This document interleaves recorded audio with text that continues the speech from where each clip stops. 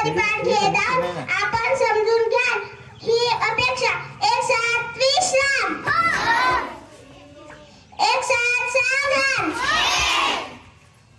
एक साथ राष्ट्रगीत सुरू कर.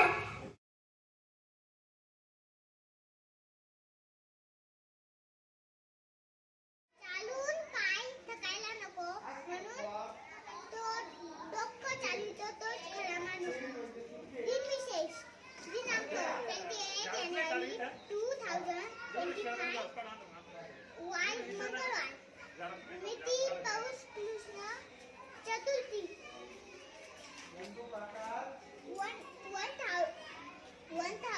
1961 HMT घड्याळाचा पहिला कारखाना भारतात सुरू. Painted 6 168,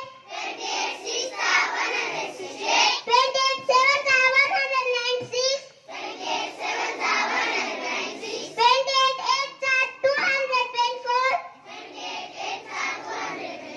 painted 9 252,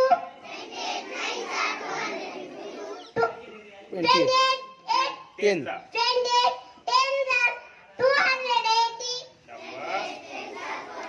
खेतात कैलासा गावाला वसाहता खोल्या जवळ सर्व काही असते तरी पण आपण एखादी गोष्ट शोधित फिरत असतो. भर पडण्यासाठी आम्ही काही प्रश्न घेऊन येत आहे. बघूया तुम्हाला या प्रश्नांचे उत्तरे येतात की नाही. आज प्रश्न उत्तरे घेऊन येत आहे तन्वी. प्रश्न उत्तर. प्रश्न पहिला. 26 जानेवारी या दिवसाला काय म्हटले जातात? प्रश्न दुसरा. तू वाचायचं. आपल्या जिल्ह्याचे नाव काय? आपल्या जिल्ह्याचे नाव काय आहे? आपल्या जिल्ह्याचे काय नाव आहे? नीट सांगायचं बरं का. विचार कोणाला तरी एकाला विचार नाही एकाला कोणाला तरी. नीट ऐका. प्रश्न तिसरा.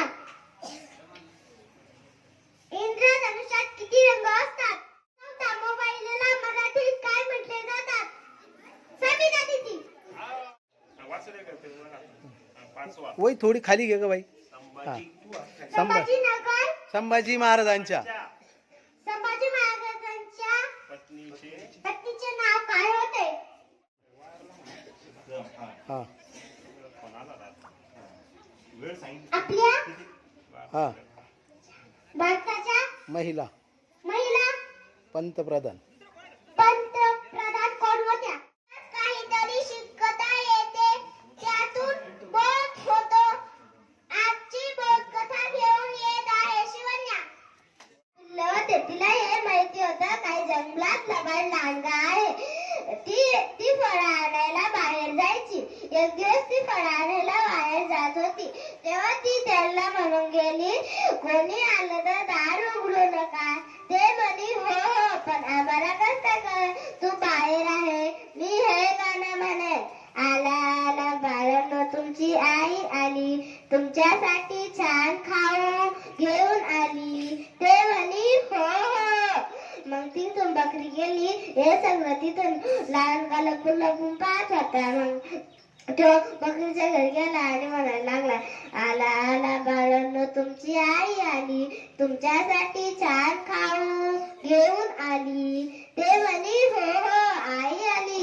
पण ते एक म्हणलं ही अगदी आई नाहीये. आई इतक्या लवकर कसं काय येऊ शकत? आणि तिचा आवाज तर एकदम आपल्या आईचा आवाज तर गोड आहे, त्याचा आवाज तर एकदम बेडक्याचा आहे. चालतो इथून. मग तो गेला आणि झाडावरून मध पिऊन आला आणि परत बकरीच्या घरी गेला आणि गाणं म्हणायला लागला, आला आला बाळांनो तुमची आई आली, तुमच्यासाठी छान खाऊ घेऊन आली. ते म्हणे हो हो आई आली. मग त्याच्यावरले एक पिल्लून डोकं पाहिलं तर त्याचे पाय होते काळे सुटक आणि बकरीचे पाय होते गोरे. ते म्हणे आमच्या आईचे पाय तर गोरे आणि तुझे पाय तर एकदम काळे सुटक. चालता हो इथून. मग तो दुपारचा वेळ होता, गिरणीवाला झोपेल होता आणि मग त्या लांडग्याला हळूच त्याच्यामध्ये पाय घातला आणि परत बकरीच्या घरी गेला आणि गाणं म्हणायला लागला. आला आला बाळांनो तुमची आई आली, तुमच्यासाठी छान खाऊ घेऊन आली. ते म्हणे हो हो आई आली. मग ते दारू उघडला. लांडग्याला पाहून घाबरले आणि मग दोन एका मोठे डोकी खाली लपले, दोन कॉट खाली लपले, दोन एका कपाटामध्ये लपले आणि एक रायाल होता तो. मग त्याच्या तो चुलीमध्ये लपला आणि मग लांडग्याला साऱ्यांना पकडला आणि मग तो छोटा रायाल होता आणि मग लांडगा गेला. मग बकरी आली तिथं आणि मग त्याला सारं सांगितलं त्याला आणि मग तो थकला होता आणि मग त्याला एका झाडाखाली आराम केला आणि मग तेव्हा बकरी आणि बकरीचा पिल्लू आला. त्या साऱ्यांना सोडवलं आणि त्याच्यामध्ये मोठे मोठे दगड टाकून दिले आणि मग त्याला जड लागलं. ते एका नदीमध्ये पडला आणि मग बकरी आणि बकरीचे पिल्ला हसायला लागले. याच्यामधून तात्पर्य हे मिळवतं दुसऱ्याचे वाईट केले आणि नकल केले तर आपले वाईट होते.